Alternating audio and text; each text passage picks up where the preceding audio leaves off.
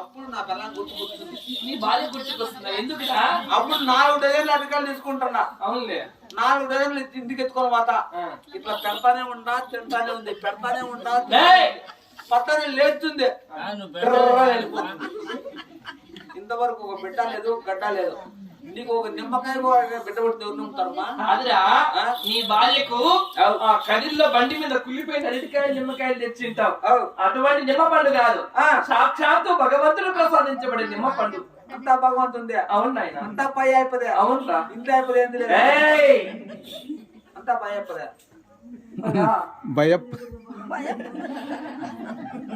నొప్పులకు తాళలేక నేనుంటే నిమ్మకు భయపడే కదా బా, వచ్చారు మంగళాపదే.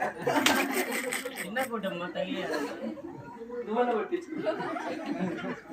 సరేలేమా, నీకేమి స్నానం చేయడానికి మంచి మంత్రస్థానం దొరుకుతున్నా.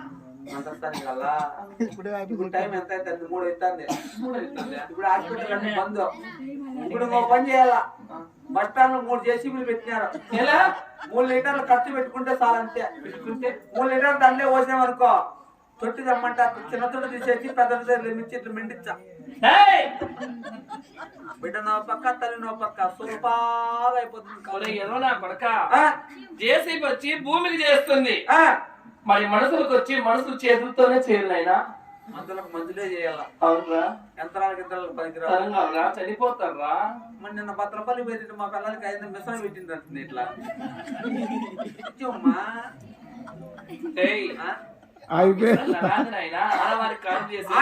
వేరేనా? ఏమో నేను చేసి పెనుకుంది మా సరేలేమా.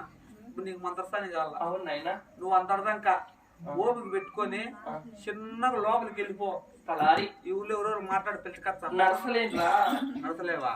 అట్లా సన్నగా అద్దాల మీద వదిలేసేస్తారా? చేయబట్టుకుంటామ్మా. మెల్లిగా మెల్లిగా నడుచు.